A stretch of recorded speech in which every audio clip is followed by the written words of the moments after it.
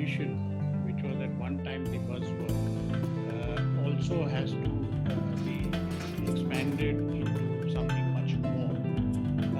I would like to say that before we go into that, we've got to accept three facts of the fashion industry or the apparel industry. Number one, apparel is the administered product, and no matter how many robots come into play, no matter how many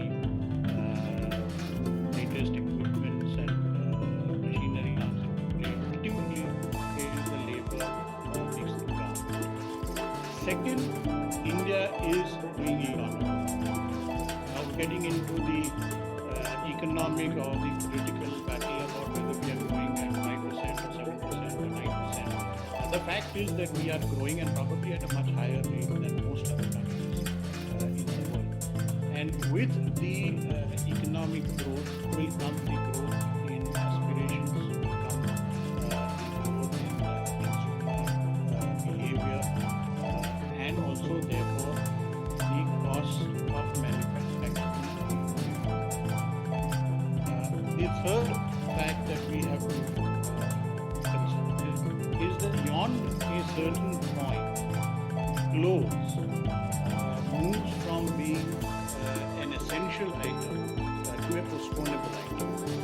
Now, why I'm trying to give this background is that if these three factors were not developed, honestly speaking, you don't need Dr. Koshy's book, you don't need any of the high-sounding words that we use, essentially because all you have to do in order to succeed is make the product cheaper than the rest of the world, and you would have been able to be the number one manufacturer, whether of garments, call it, or fashion, call it, or whatever.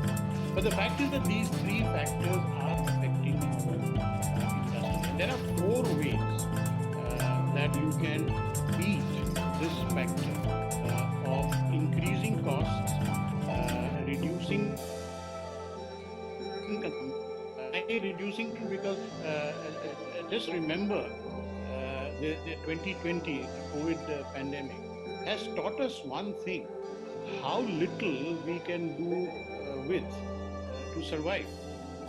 And just imagine what would happen to the fashion industry if consumers get used to this lifestyle of buying only one shirt every 6 months or one dress every 9 months.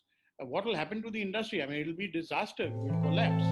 So we have to understand that this possibility is there, and therefore increasing cost, as I said, because India is becoming an expensive item, and perhaps the possibility of reduced consumption. There are only four ways that I can think we can beat this.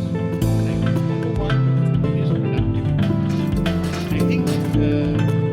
Koshy and I have had hours of discussion that every government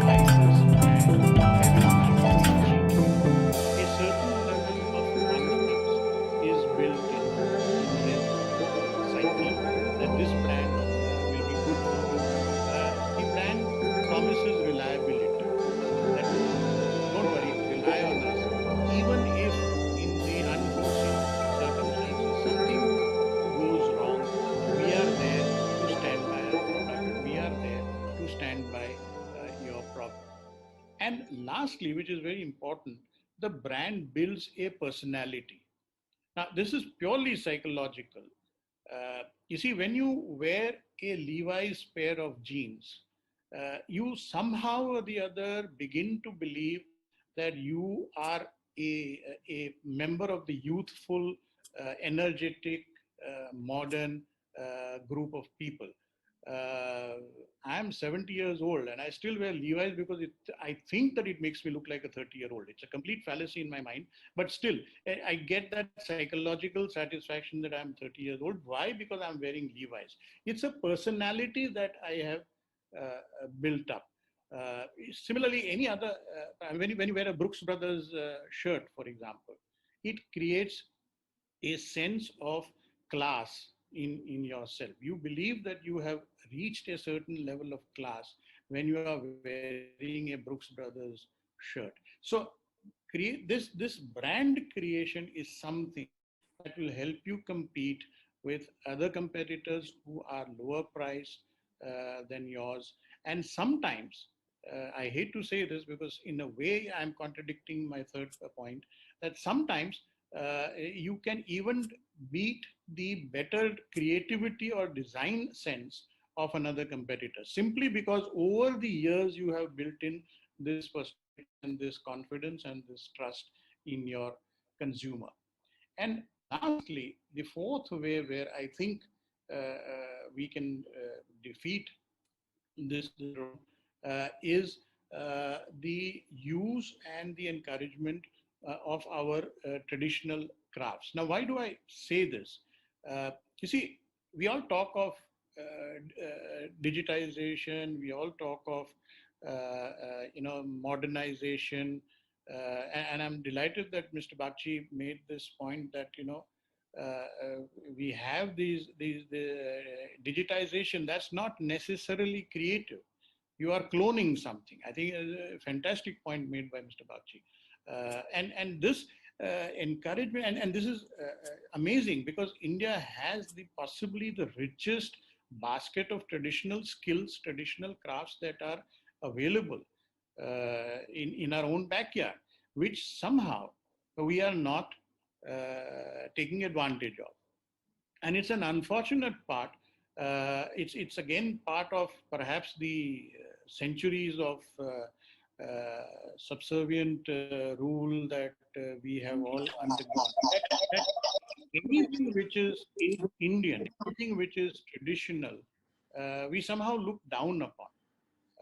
And if we can get out of this and create these niche products, these niche markets based on our traditional skills, then your skill development effort, and I'm linking all this up to skill development, because we all have skill development programs of running the latest equipment, the latest cutting machines, the Ducati CAD machines, and so on.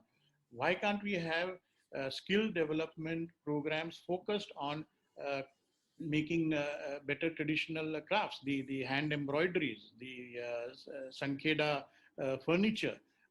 Can we not have that? Maybe it can be linked to the ODOP of Uttar Pradesh.